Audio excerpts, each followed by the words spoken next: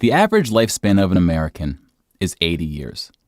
And an 80-year-old today was 10 when World War II ended, 4 when it began.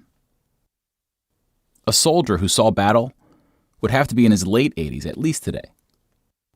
Generals, political leaders, the decision makers of the war, few are still with us. And over the past few decades, we've seen authors and filmmakers rush to capture stories from survivors before this connection of memory is lost.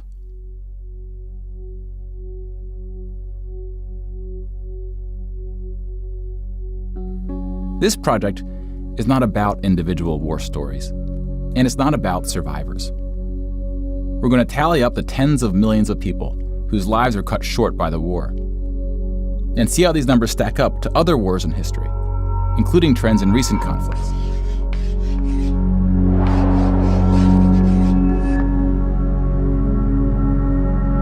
We'll be counting soldiers and civilians separately. Each of these figures represents 1,000 people who died. Civilians were of all walks of life, whereas military deaths were almost entirely men. The average age was about 23. In most battles, for every 1,000 soldiers killed, there are more than 1,000 who were injured. The word casualty can be confusing because in military speak, it often includes both deaths and injuries, and anything else that takes a soldier out of service. Here, we're just counting the deaths, and we'll begin with American soldiers.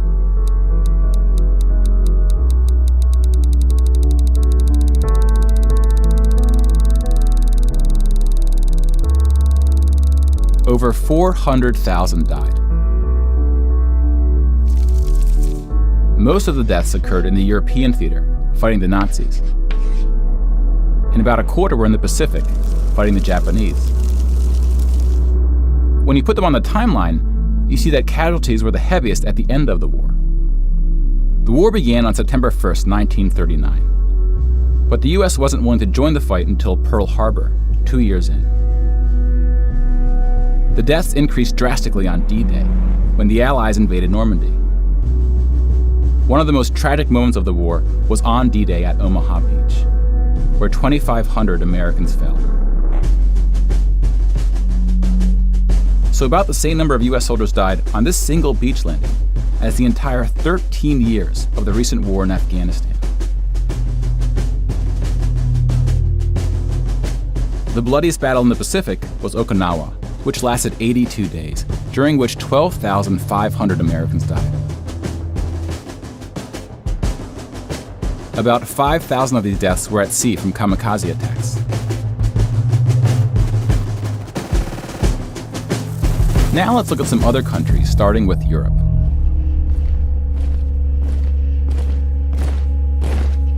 Germany started World War II when it invaded Poland. Poland ultimately lost 200,000 soldiers in the war. Most died after the invasion while the country was occupied by Germany and the Soviet Union.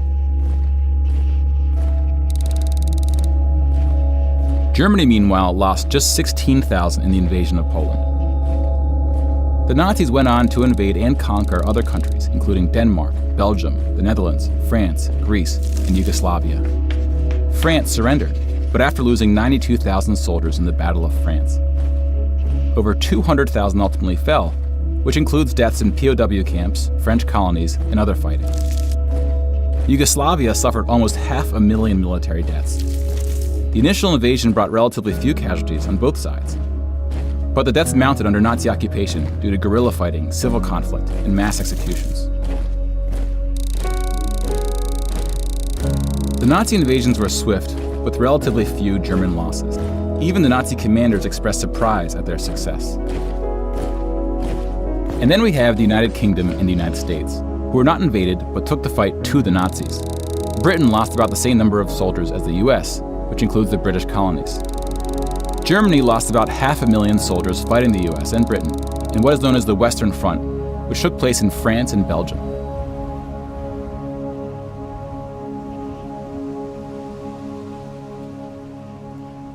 But most Nazi soldiers died in the Eastern Front, Germany's unsuccessful invasion of the Soviet Union. The numbers are staggering.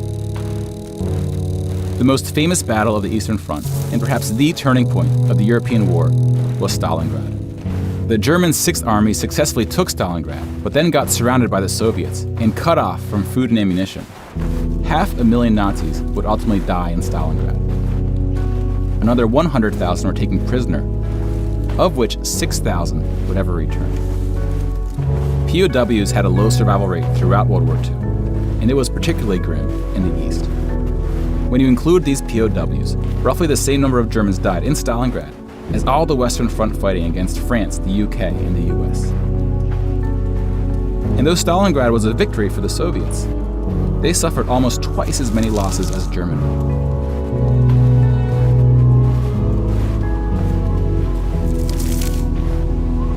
The Soviet Union would eventually defeat the once unstoppable German army, killing 2.3 million Nazi soldiers.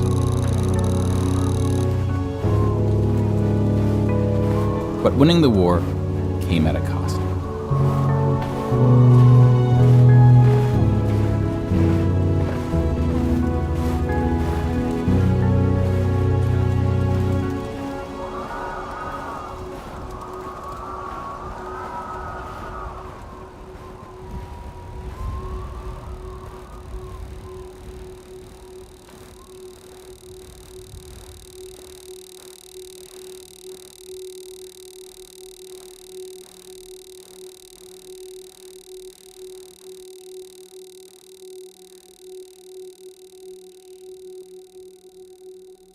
$8.7 million is the official tally by the Russian military, a hotly disputed number.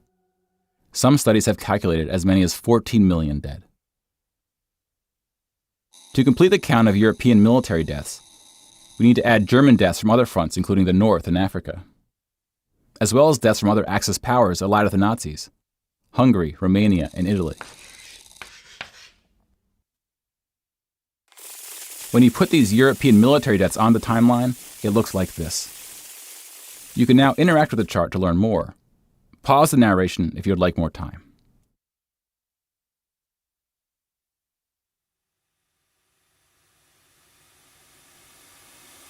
And now we switch to civilian deaths in Europe.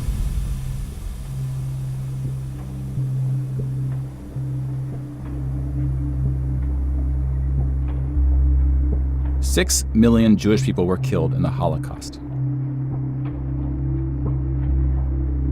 If you separate this by country, you see that about half, 2.7 million, were Polish.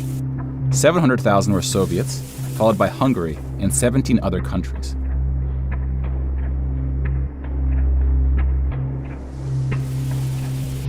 Broken down another way, about half of the 6 million were killed in the concentration camps. Over 1 million died in Auschwitz. Most were killed in the gas chambers. Others died from starvation, exhaustion, disease, and other forms of execution. The second most deadly camp was Treblinka, which was exclusively an extermination camp, set up to look like a train station. Mobile killing groups killed 1.4 million Jews.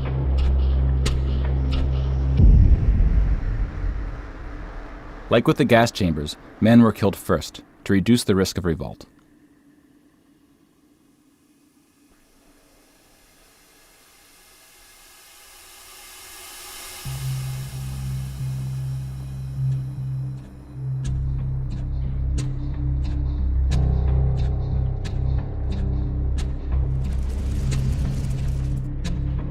The Holocaust also includes non-Jewish deaths.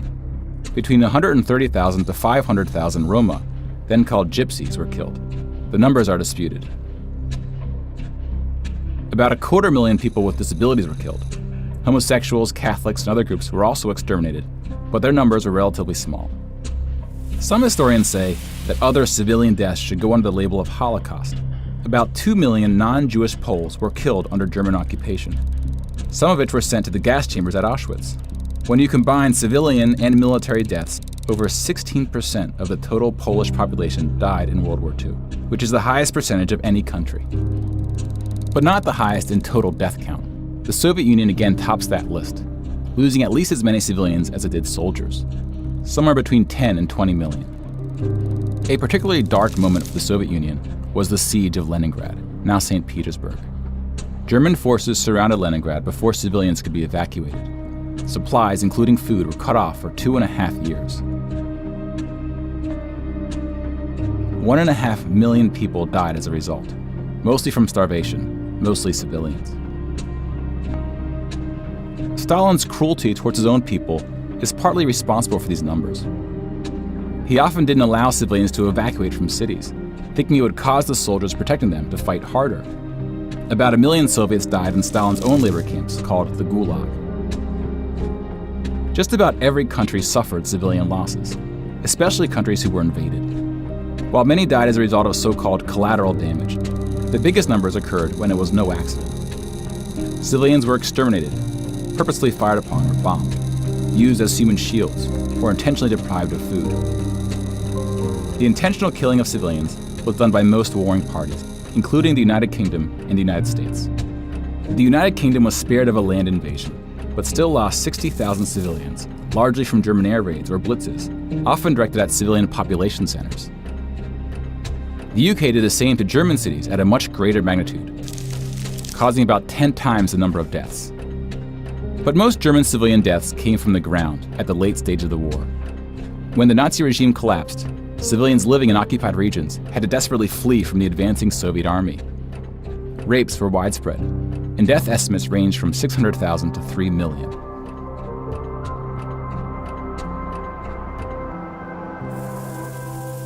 Let's step back and see where we are with the totals. We just counted about 20 million civilian deaths in Europe. If you add this to the European military deaths we already covered, it brings us to over 40 million. Then we have the Asian theater. Here we see the vast majority of military deaths in Asia came from China and Japan. On the civilian side, about 6 million deaths from China, Indonesia, Korea, Indochina, and the Philippines can be attributed to Japanese war crimes, which are sometimes compared to the Nazi atrocities due to the sheer scale of the cruelty. China had the second highest death count after the Soviet Union. And like the Soviets, the Chinese government demonstrated a stunning willingness to sacrifice its own people. Chinese nationalists opened the dike at the Yellow River, hoping the flood would halt the Japanese advance. 500,000 Chinese civilians or more were killed, which is 2 or 3 times the number who died in all countries in the 2004 Asian tsunamis. But the invasion of China only cost Japan 200,000 soldiers. Most were killed fighting the US and allies in the Pacific War. A significant portion of Japanese civilian deaths were caused by American firebombing and the 2 nuclear attacks. Contrary to official US statements, these airstrikes were directed at civilian populations, not military targets. When you add all the deaths outside of Europe, it brings us to a grand total of 70 million for the war, give or take depending on who's counting and what civilian deaths get included. More people died in World War II than in any other war in history. For comparison, here are 20 or so of the very worst wars and atrocities we have on record. Some of these are more of atrocities than wars, but we've seen how that distinction can get blurry. Some of these spanned across centuries. World War II had the highest body count, and it all happened in just 6 years. The world's population has grown significantly since the earliest atrocities on this list. If you want to compare them in terms of what percentage of the world died, we can adjust the chart to look like this.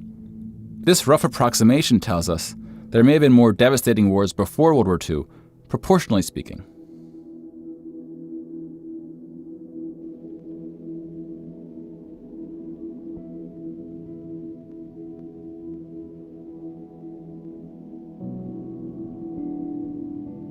When we turn to post-war conflicts, it's hard to say anything that isn't controversial.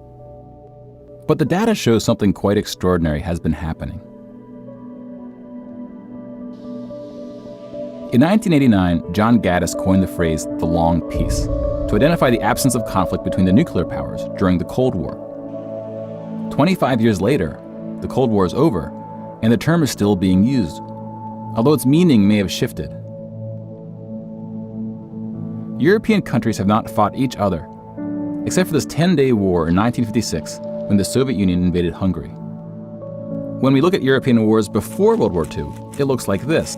They tend to be more frequent as you go back, though smaller in scale. And the largest 44 economies of the world have not battled each other since World War II. Rich countries have fought poorer countries, like the US versus Iraq. But rich countries have not fought other rich countries. Such a period of peace between the so-called great powers hasn't been seen since the Roman Empire.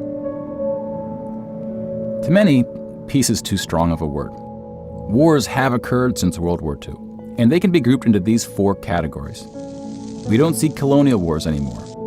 We've already noted that interstate wars between rich countries have not occurred at all, and here we see wars involving smaller economies have tapered off. That leaves civil wars of 2 types, with and without foreign intervention. And this is what these battle deaths look like alongside of World War II.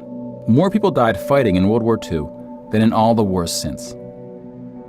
And again, we can't forget about world population, which has almost tripled since World War II. If we scale these numbers to show deaths in proportion to world population, showing the likelihood that a person on Earth dies in battle, the downward trend becomes even more pronounced. Now, this isn't to infer anything about why this trend is occurring. That's a discussion for another day. You can now interact with this chart to explore what conflicts are behind the totals. Now, bear in mind, we're just looking at battle deaths here, not civilian deaths, but those too are in decline. Peace is a difficult thing to measure. It's a bit like counting the people who didn't die in wars that never happened. We give such importance to the word peace, but we don't tend to notice it when it occurs or report on it. Sometimes it takes reminding ourselves of how terrible war once was to see the peace that has been growing around us. Of course, this trend may not continue, and it's not clear how looking at these charts can help us make the right decisions to ensure that it does. But the longer the long peace grows, the more significant it becomes. So if watching the news doesn't make us feel hopeful about where things are heading, watching the numbers might.